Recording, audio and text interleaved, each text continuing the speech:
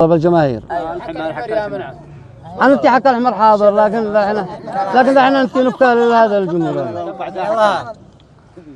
هذا قال لك مرة واحد كان جالنا أمس واحد جالنا أمس كان يشغله طول الليل هو بيولي فوق راسه والتلا الجنان في روحه ولا خلاه يرقد ولا شيء. رجع قام ضغشه وخرج نحته قال ماذا يحر رجل.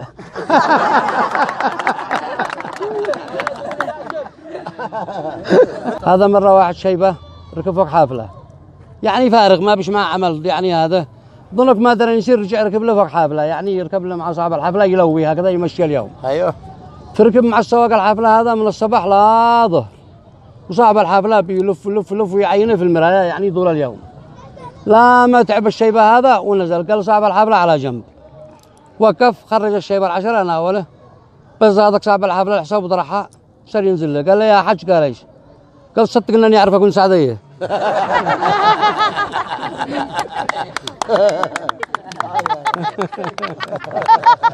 من كثر ما قد عيانه بالمرايه.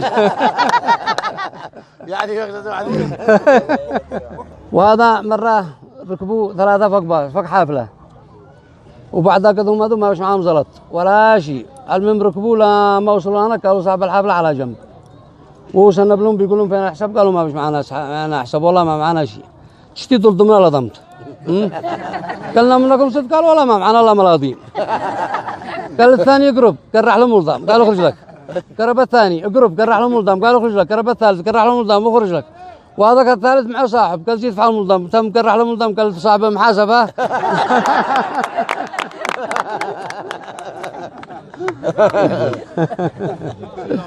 ايوه التكاكين والحوانيت. لا احنا بعدنا ثلاثة ايش بعدنا ايش؟ أيوة.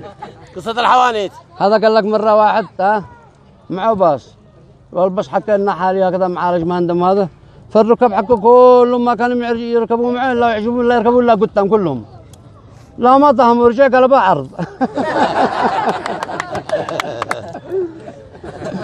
هذا قصة الحوانيت. مرة أنا سافرت من صنعاء هذاك اليوم وبعدها نزلت هناك طول الطريق وانا بين شاهد الطريق يعني انت جاي محطة ودكاكين الحوانيت يعني نسميهم حوانيت كثيرة يعني كنت عين الناس كلهم معهم حانوت هناك وهناك حانوت وهناك حانوت.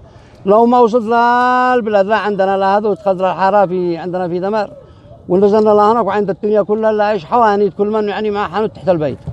فانا رجعت ظنك هذا صرت اجري لي من عند واحد شجره بين قلت له ب 20 شجره قال لي انت ماش معك حانوت.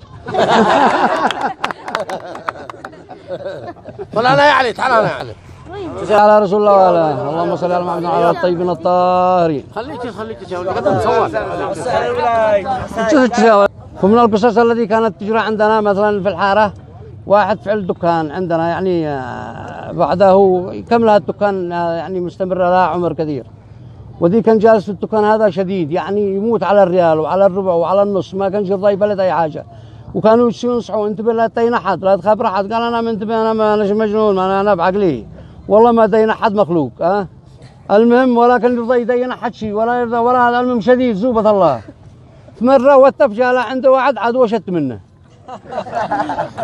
وصلت لين من عنده كنت محرك الكاميرا بعد ما هذا صور واحد يسوي لي الحلو بعد جاء حلقي. ايوه يا ولد صلى الله عليك ايوه كذا وهكذا والله. فجاله واحد شديد عاد وشت منه كان يخزن ما هذا بيصيمنا انا شو فجاله واحد عاد وشت منه في تلك الحانوت هذيك وصل مدري كيف لو ما دراجله ويا دراجله غلط وتف صار في ربع.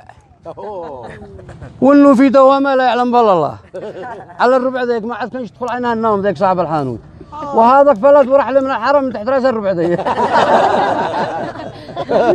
وجوز متخبي هذاك يمكن 3 أشهر من تحت راس الربع ويصير من الحاره الثانيه ويجي من هناك وهذاك يمكن 3 أشهر وهو من ما شاء الله عنده من اهل ذيك يجي يقول له ما تقول محمد جزع نزلت.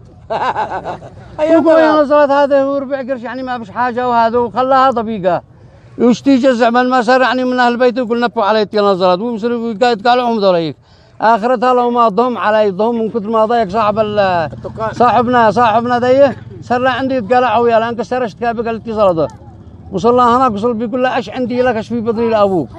قال يا رجال عندك ربع ولا شيء تجزع نزلت ولا شيء. قال كم يا زلط يا رجال انت لك ربع قرش، هذا قرش قرش الا ربع هذا.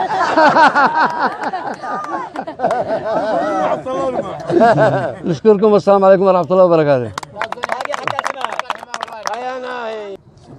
احنا بنتاخر احيانا يعني. هيا ليك ورد. احنا طبعا بجي على الجمهور الكريم، وهذا اذا تاخرنا لا يكونش يعني يا هذا. احنا اصلا ما احناش مدعومين، احنا نشتغل نفعل عمل حتى رمضان حتى كذا، نشتغل نفعل سكتشات، نشتغل نفعل يعني كواليس نفعل كذا، بس ما حد داعمي لنا. نخبركم بصراحه يعني كلهم بيطلبوا مننا الجديد الجديد. انا بنفعل جهدي ما بنتاخر، ولكن هذا العمل هذا بحاجه الى دعم حتى ان احنا نستطيع ان احنا نفعل فريق عمل، نفعل كذا للتنقل، نفعل سكتشات في اعمال خارج دمار، في الوادي، في الجبل هناك، معنا افكار نصور لكم حاجه جميله. بس انا ما اقدرش اني افعل حاجات يعني وانا ما ابغى، ما اناش مدعوم. احنا احيانا احنا نتحمل هذا العمل وعدم ما بيجي لنا دعم اطلاقا. لا يدعمونا مغتربين ولا يدعمونا تجار ولا كل من شغلت ترنا. نرجو دعمكم، نرجو دعمكم.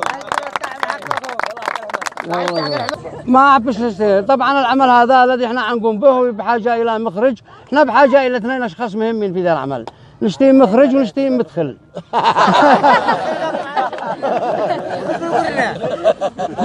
هيا ترى نعقل الحمار. صاير خلاص. يلا يلا.